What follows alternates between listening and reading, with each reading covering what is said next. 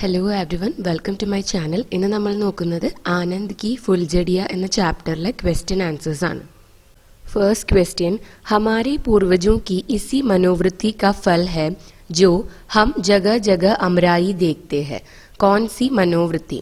നമ്മളുടെ പൂർവികരുടെ ഈ മനോഭാവം കാരണമാണ് എല്ലായിടത്തും നമ്മൾ മാന്തോപ്പുകൾ കാണുന്നത് എന്ന് ലേഖകൻ പറയുന്നുണ്ട്. അപ്പോൾ നമ്മളുടെ പൂർവികരുടെ ഏത് മനോഭാവത്തെക്കുറിച്ചാണ് അദ്ദേഹം പറയുന്നത്? हम अपने पूर्वजों के अच्छे कर्मों का फल भोगते हैं. वे दूसरों को सुख और आनंद प्रदान करने की निस्वार्थ मनोवृत्ति रखते हैं. നമ്മൾ നമ്മളുടെ പൂർവികരുടെ കർമ്മത്തിൻ്റെ ഫലമാണ് അനുഭവിക്കുന്നത്, ഭോഗ്ന അനുഭവിക്കുക. നമ്മളുടെ പൂർവികര് മറ്റുള്ളവർക്ക് സുഖം നൽകുന്നതിൽ സന്തോഷം കണ്ടെത്തിയിരുന്നവരായിരുന്നു. അവരുടെ മനോഭാവം നിസ്വാർത്ഥമായിരുന്നു. ദുനിയ രഹനെ ലായക് കാസെ ബനി. ഈ ലോകം ജീവിക്കാൻ യോഗ്യമായത് എങ്ങനെയാണ്? दुनिया में इतने स्वार्थी लोग होने के बावजूद यह दुनिया रहने लायक इसलिए बनी है क्योंकि यहाँ अब भी कुछ निस्वार्थ और आदर्श प्रिय लोग बचे हुए हैं. അപ്പോൾ ലോകത്തിൽ ഇത്രയും അധികം സ്വാർത്ഥരായിട്ടുള്ള വ്യക്തികൾ ഉണ്ടായിട്ട് പോലും ഈ ലോകം ഇപ്പോഴും ജീവിക്കാൻ യോഗ്യമായിട്ടുള്ളത് ഇത്തരം നിസ്വാർത്ഥരും അതുപോലെ തന്നെ ആദർശപ്രിയരുമായ വ്യക്തികൾ ഇവിടെ ബാക്കിയുള്ളതുകൊണ്ടാണ്. അതിൽ ഇസ്ലിയെ ബനി ഹെ കഴിഞ്ഞിട്ട് ഫുൾ സ്റ്റോപ്പ് ഇല്ല കേട്ടോ, അത് ഒറ്റൊരു സെൻറ്റൻസേ ഉള്ളൂ ഈ ആൻസറിൽ. ജറൂരത്മന്ദ് കോൺ കോൺ ഹോ സക്താ ഹെ. आवश्यककार आरൊക്കെ ആകാം. अपनी बुनियादी आवश्यकताएं जैसे भोजन, वस्त्र, आवास आदि के निर्वहन में जो असमर्थ है उन्हें ज़रूरतमंद कहते हैं. गरीब विद्यार्थी, बेरोजगार व्यक्ति आदि उदाहरण है. സ്വന്തം ബേസിക് നീഡ്സിനുള്ള വഴി കണ്ടെത്താൻ സാധിക്കാത്ത വ്യക്തികളെയാണ് നമ്മൾ ജറൂരത്മന്ദ് എന്ന് പറയുന്നത്. ആ ബേസിക് നീഡ്സിൽ എന്തൊക്കെയാണ്? ഫുഡ്, ക്ലോത്ത്സ്, ആവാസ് എന്ന് വെച്ചാൽ ഷെൽട്ടർ, ഒരു വീട്. ഇതൊന്നും ഇല്ലാത്ത ഒരാളെ നമുക്ക് ജറൂരത്മന്ദ് എന്ന് വിളിക്കാം. എക്സാമ്പിളായിട്ട് ദരിദ്രനായ ഒരു വിദ്യാർത്ഥി അല്ലെങ്കിൽ ബേരോസ്ഗാർ വ്യക്തി, തൊഴിലില്ലാത്തൊരു വ്യക്തി, ഇവരെല്ലാം ഉദാഹരണങ്ങളാണ്. ആ വ്യക്തി കഴിഞ്ഞിട്ടുള്ള ആദി എന്നാണ് അവിടെ ടൈപ്പ് ചെയ്ത് വന്നിട്ടുള്ളത്. ഉദാഹരണന്റെ ദായാണ് കേട്ടോ അവിടെ, ആദി എക്സെട്ര എന്നുള്ള ആദിയാണ്. ടിക്കറ്റ് ബാബു की परेशानी का कारण क्या था? ടിക്കറ്റ് ബാബു ടെൻസ്ഡ് ആയിരുന്നതിന്റെ കാരണം എന്തായിരുന്നു? लड़ाई के कारण कंपनी ने गाड़ियों की संख्या कम कर दी थी, इसलिए भीड़ बहुत बढ़ गई थी. टिकट देने के लिए टिकट बाबू अकेला था. അതായത് ഈ യുദ്ധം കാരണം കമ്പനി ട്രെയിനുകളുടെ എണ്ണം കുറച്ചിരുന്നു, അതുകൊണ്ട് തന്നെ ഒരുപാട് തിരക്കുണ്ടായിരുന്നു. ടിക്കറ്റ് കൊടുക്കാനാണെങ്കിൽ ടിക്കറ്റ് ബാബു ഒറ്റയ്ക്കേ ഉണ്ടായിരുന്നുള്ളൂ. काम की अधिकता उनके सामने जमी भीड़ और उनके तानों से वह परेशान हो गया. അതായത് വർക്ക് ലോഡ് കൂടിയതും അതുപോലെ തന്നെ അദ്ദേഹത്തിൻ്റെ മുന്നിൽ നിൽക്കുന്ന ആ ക്രൗഡ്, ആ ആൾക്കൂട്ടവും അതുപോലെ തന്നെ അവരുടെ കളിയാക്കലുകളും കുത്തുവാക്കുകളും എല്ലാം കേട്ടിട്ടാണ് ഈ ടിക്കറ്റ് ബാബു പരേശാനായിരുന്നത്, ടെൻസ്ഡ് ആയിരുന്നത്. ടിക്കറ്റ് ബാബു पर इन शब्दों का अजीब असर पड़ा. क्यों? ടിക്കറ്റ് ബാബുവിൻ്റെ മേല് ലേഖകൻ പറഞ്ഞ വാക്കുകളുടെ ഒരു വിചിത്രമായിട്ടുള്ള ഇഫക്റ്റാണ് ഉണ്ടായത്. എന്തുകൊണ്ട്?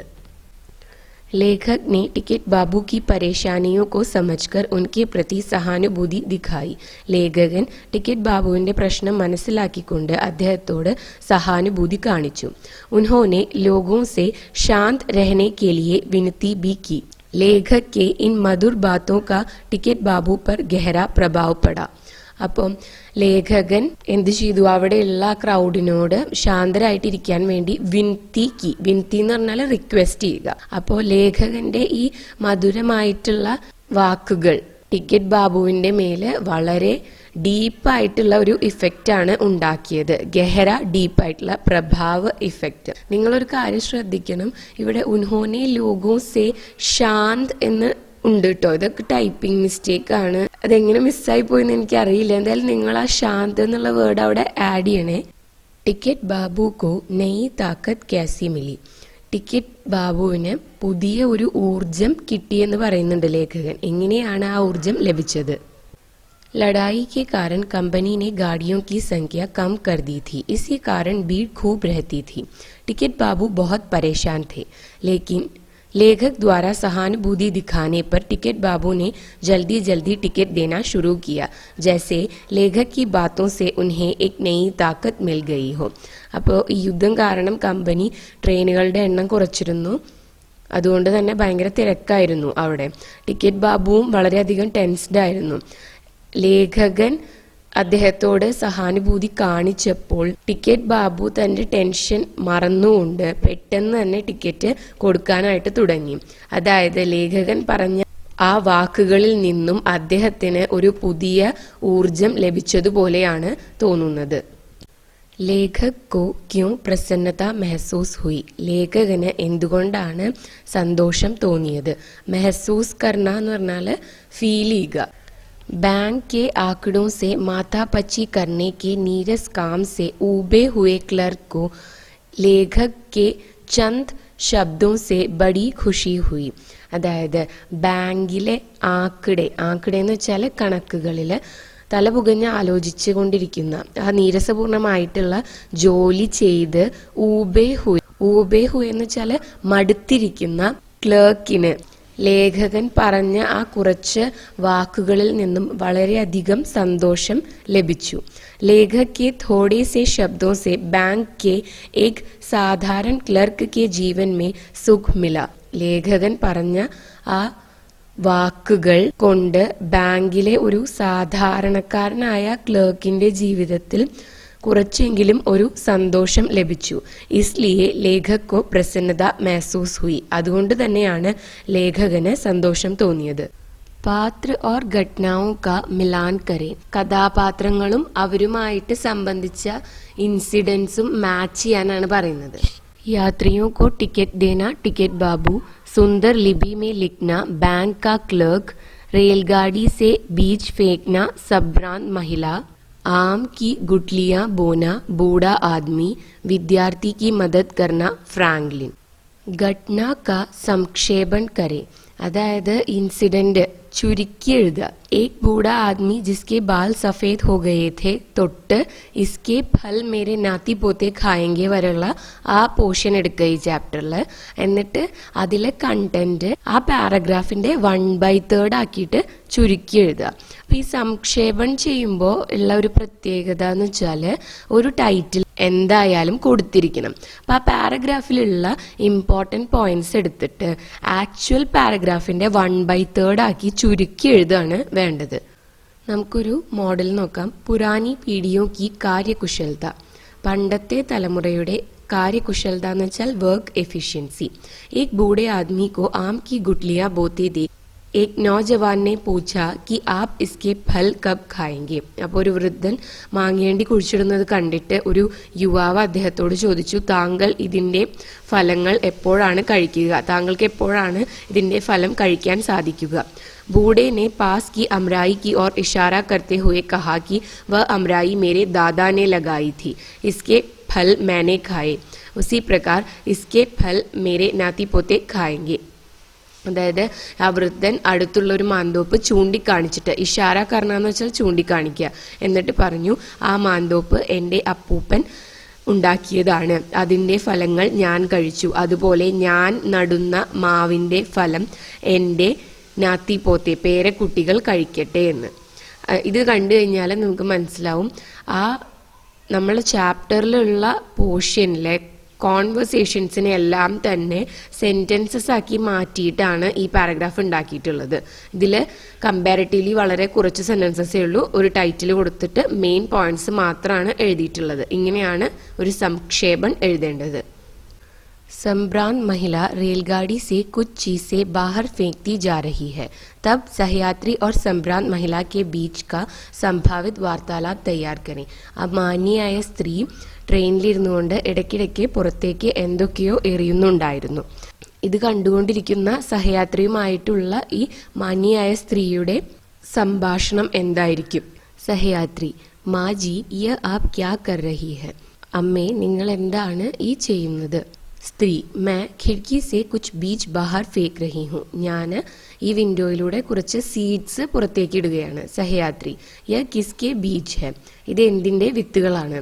സ്ത്രീ സുന്ദർ ഫലോ ഓർ ഫൂൽ കെ ബീജ് ഹെ അതായത് നല്ല ഭംഗിയുള്ള പൂക്കളുടെയും കായ്കളുടെയും വിത്താണ്. സഹയാത്രി ഇസ്സെ ആപ്കോ ക്യാ ഫായദ ഇതിൽ നിന്നും നിങ്ങൾക്ക് എന്താണ് പ്രയോജനം? സ്ത്രീ मैं इन्हें इस उम्मीद से फेंक रही हूँ कि इनमें से कुछ भी अगर जड़ पकड़ लेंगे तो लोगों का इससे कुछ फायदा होगा. അപ്പോൾ ഞാനിത് പുറത്തേക്ക് ഇടുന്നതിന് ഒരു ഉദ്ദേശമേ ഉള്ളൂ. ഇതിലേതെങ്കിലും ഒന്ന് വേര് പിടിച്ചു കഴിഞ്ഞാൽ ആളുകൾക്ക് അതുകൊണ്ട് ഫായദ ഗുണം ഉണ്ടായിരിക്കും.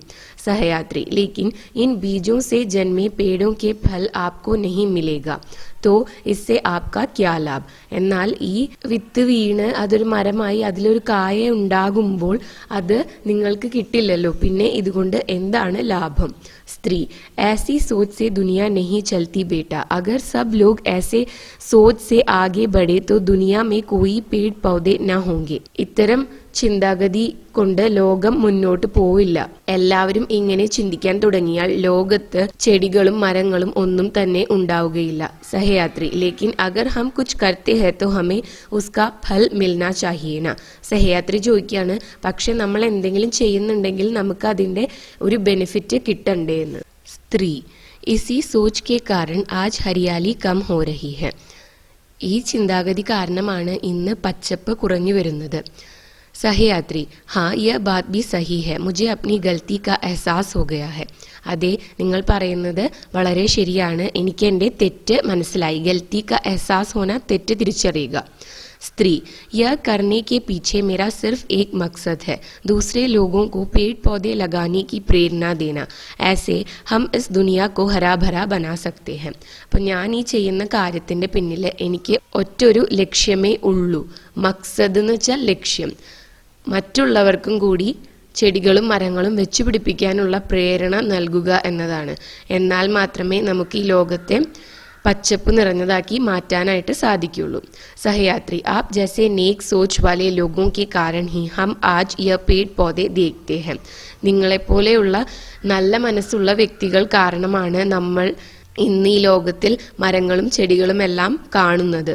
സ്ത്രീ अगर सभी लोग इस मनोवृत्ति को अपनाएंगे तो ही हम इस भूमि को नाश से बचा सकते हैं. അതെ എല്ലാവരും ഈ മനോഭാവം സ്വന്തമാക്കിയാൽ മാത്രമാണ് പ്രകടിപ്പിച്ചാൽ മാത്രമാണ് ഈ ഭൂമിയെ നാശത്തിൽ നിന്ന് രക്ഷിക്കാനായിട്ട് സാധിക്കുള്ളൂ. സഹയാത്രി जी आपकी सोच बहुत प्रभावशाली है मैं भी इस सोच को अपनाऊंगा. പ്രഭാവശാലി എന്ന് വെച്ച് കഴിഞ്ഞാൽ ഇംപ്രസീവ് ആണ്. അപ്പം നിങ്ങളുടെ ചിന്ത വളരെ അധികം ഇംപ്രസീവ് ആണ്. അതുകൊണ്ട് ഇനി ഞാനും ഇതുപോലെ ചെയ്യാനായിട്ട് ശ്രമിക്കാം. സ്ത്രീ യഹ് ബഹുത് അച്ഛി ബാത് ഹെ ബേട്ട ഇത് വളരെ നല്ല കാര്യമാണ്.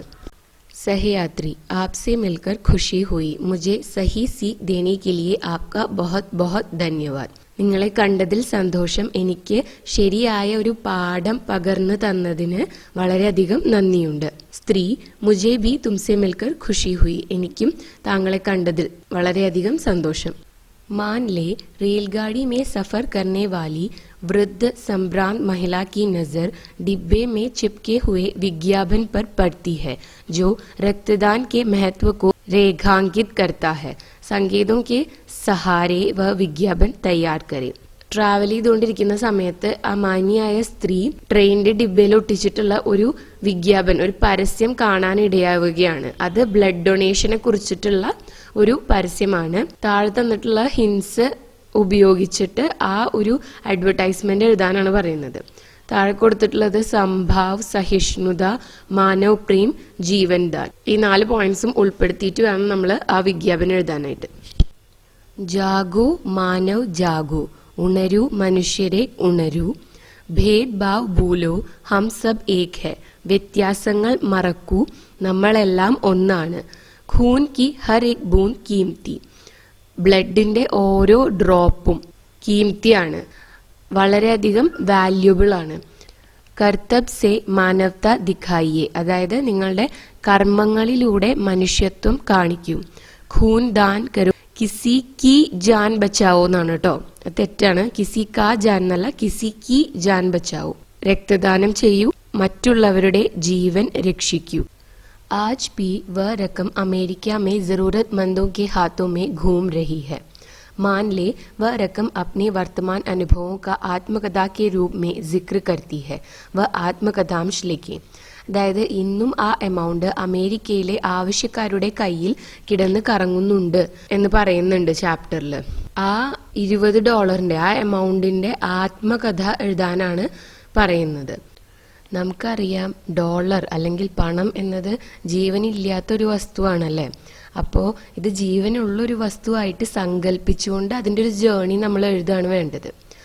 അപ്പോൾ നമുക്ക് ആത്മകഥ നോക്കാം. मैं अमेरिकन रुपया डॉलर हूँ, मेरा मूल्य 20 है. ഞാൻ അമേരിക്കയുടെ കറൻസി ആയിട്ടുള്ള ഡോളറാണ്, എൻ്റെ മൂല്യം 20 ആണ്.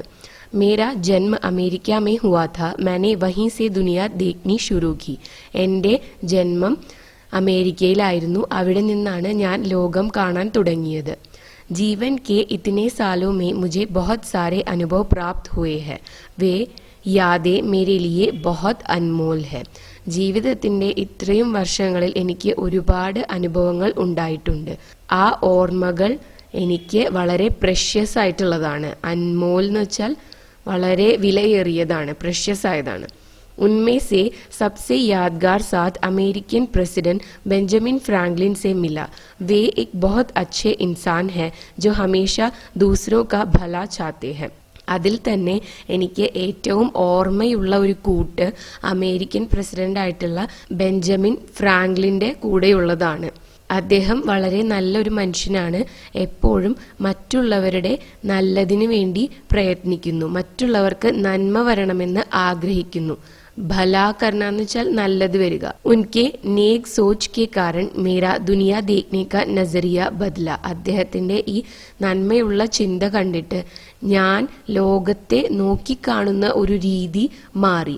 നസറിയ എന്ന് വെച്ചാൽ പോയിന്റ് ഓഫ് വ്യൂ അല്ലെങ്കിൽ പേഴ്സ്പെക്റ്റീവ്. मैं हमेशा सोचता था कि मेरे इस्तेमाल से लोगों को खुशी मिले. मेरा उपयोग सब लोग अपने मनपसंद ചീസേന്നുള്ളൂട്ടോ, അസേ എക്സ്ട്രയാണ്, ഖരീദ്നെ കെ ലിയെ കരെ. ഞാൻ എപ്പോഴും ചിന്തിച്ചിരുന്നത് ആളുകൾ എൻ്റെ ഇസ്തെമാൽ ഉപയോഗം അവർക്ക് സന്തോഷം കിട്ടുന്നതിന് വേണ്ടി ചെയ്യണം എന്നാണ്. എന്നെ ഉപയോഗിച്ചുകൊണ്ട് എല്ലാവരും അവർക്ക് ഇഷ്ടമുള്ള സാധനങ്ങൾ വാങ്ങണമെന്നാണ് ഞാൻ കരുതിയിരുന്നത്. मनपसंद चीज़ें ഇഷ്ടമുള്ള സാധനങ്ങൾ. परंतु ഫ്രാങ്ക്ലിൻ के पास रहने से मेरी सोच बदली. പക്ഷേ ഫ്രാങ്ക്ലിൻ്റെ കൂടെയുള്ള ജീവിതം എൻ്റെ ഈ ചിന്ത മാറ്റി. एक दिन उनके पास एक गरीब लड़का आया और उनसे मदद मांगने लगा. ഒരിക്കൽ ഒരു ദരിദ്രനായ കുട്ടി അദ്ദേഹത്തിൻ്റെ അടുത്ത് വന്നിട്ട് അദ്ദേഹത്തിൻ്റെ അടുത്തുനിന്ന് ഹെൽപ്പ് ചോദിച്ചു. जब उन्होंने मदद के तौर पर मुझे दे दिया, तब उन्होंने मदद के तौर पर मुझे उसे दे दिया എന്നാണ് കേട്ടോ. തബ് അപ്പോൾ അദ്ദേഹം ഒരു ഹെൽപ്പ് എന്ന രീതിയിൽ എന്നെ ആ കുട്ടിക്ക് കൊടുത്തു. ജബ് ഉസ് ലഡ്കെ കെ ദിൻ ഫിരേ തബ് വ മുझे ലौटाने ഉൻകെ പാസ് ഗയ. ആ കുട്ടിയുടെ കണ്ടീഷൻസ് മാറിയപ്പോൾ എന്നെ തിരിച്ചു കൊടുക്കാനായിട്ട് ആ കുട്ടി ഫ്രാങ്ക്ലിൻ്റെ അടുത്തേക്ക് പോയി. तब उन्होंने उससे कहा कि उनको याद नहीं है कि उन्होंने मुझे उसको कब दी. അപ്പോൾ അദ്ദേഹം പറഞ്ഞു, തനിക്ക് ഈ എമൗണ്ട് ഞാൻ എപ്പോഴാണ് തന്നതെന്ന് എനിക്ക് യാതൊരു ഓർമ്മയുമില്ല. ഇസ്ലിയെ വ മുझे വാപ്പസ് नहीं ले सकते. അതുകൊണ്ട് തന്നെ എനിക്ക് ഈ പൈസ തിരിച്ചു വാങ്ങാനായിട്ട് സാധിക്കില്ല. उन्होंने उसको एक सलाह भी दी कि वह मुझे किसी ज़रूरतमंद इंसान को दे. ഫ്രാങ്ക്ലിൻ ആ കുട്ടിക്ക് ഒരു സജഷനും കൊടുത്തു, സജഷൻ കൊടുത്തു. എന്നെ ഏതെങ്കിലും ആവശ്യക്കാർക്ക് നൽകാനായിരുന്നു ആ സജഷൻ. इसका नतीजा है कि मैं आज भी ज़रूरतमंद लोगों के हाथों में घूम रहा हूँ. അതിൻ്റെ റിസൾട്ടായിട്ടാണ് ഞാൻ ഇന്നും ആവശ്യക്കാരുടെ കയ്യിൽ കിടന്ന് കറങ്ങുന്നത്. यह मेरा सौभाग्य है कि मैं उनकी ज़रूरतें पूरी करके उनकी खुशी का एक हिस्सा बन सका. ഇതെൻ്റെ ഒരു സൗഭാഗ്യമാണ്. എനിക്ക് അവരുടെ ആവശ്യങ്ങൾ പൂർത്തീകരിക്കാനും അതുപോലെ തന്നെ അവരുടെ സന്തോഷത്തിൻ്റെ ഒരു ഹിസ്സ, ഒരു ഭാഗമായിട്ട് മാറാനും സാധിച്ചു. മുझे खुशी है मेरा जीवन लोगों को खुशी प्रदान करते हुए बीता. എനിക്ക് വളരെ സന്തോഷമുണ്ട് എൻ്റെ ജീവിതം മറ്റു വ്യക്തികൾക്ക് സന്തോഷം പകർന്നുകൊണ്ടുള്ളതായിരുന്നു എന്നതിൽ. मैं हमेशा उन लोगों के साथ ही रहना चाहता हूँ क्योंकि उन्हें कोई लालच नहीं होती और जो उनके पास है वह उसमें तृप्त रहते हैं. എനിക്ക് എപ്പോഴും ഇത്തരം ആവശ്യക്കാരുടെ കൂടെ കഴിയാനാണ് താല്പര്യം. എന്താണെന്ന് വെച്ച് കഴിഞ്ഞാൽ അവർക്ക് ഒരു ലാലച്ച് അത്യാഗ്രഹവും ഇല്ല. അതുകൂടാതെ അവരുടെ കയ്യിൽ എന്താണോ ഉള്ളത് അതിൽ സംതൃപ്തരായിരിക്കും അവർ. कोई चीज मिलने से उनके चेहरे पर एक अलग सी खुशी तथा चमक आ जाती है. എന്തെങ്കിലും ഒരു സാധനം ലഭിക്കുമ്പോൾ അവരുടെ മുഖത്ത് ഒരു പ്രത്യേകതരം സന്തോഷവും തിളക്കവുമാണ് ഉണ്ടാകുന്നത്. उस वक्त मुझे मिलने वाली अंदरूनी खुशी का कोई ठिकाना नहीं होता. ആ സമയത്ത് എനിക്ക് കിട്ടുന്ന ഉള്ളിൻ്റെ ഉള്ളിൽ കിട്ടുന്ന ആ സന്തോഷത്തിന് ഒരു ലിമിറ്റുമില്ല. अंदरूनी खुशी इनर हैप्पीनेस. इसलिए मैं आगे भी ज़रूरतमंदों की जेब से जेब तक की യാത്ര ജാരി रखना चाहता हूँ. അതുകൊണ്ട് തന്നെ ഞാൻ ആവശ്യക്കാരുടെ പോക്കറ്റിൽ നിന്നും പോക്കറ്റിലേക്കുള്ള ആ യാത്ര കണ്ടിന്യൂ ചെയ്യാനായിട്ട് ആഗ്രഹിക്കുന്നു. इस जिंदगी से मुझे बेहद प्यार है. ഈ ജീവിതത്തോട് എനിക്ക് വളരെയധികം സ്നേഹമുണ്ട്. मैं आशा करता हूँ कि आगे भी लोगों की जिंदगियां संवार सकूं. ഞാൻ ആഗ്രഹിക്കുന്നത് ഇനിയും ഫ്യൂച്ചറിലും മറ്റുള്ളവരുടെ ജീവിതത്തിൽ സന്തോഷം പകരാനും അവയെ നന്നാക്കാനുമായിട്ട് എനിക്ക് സാധിക്കണമെന്നാണ്.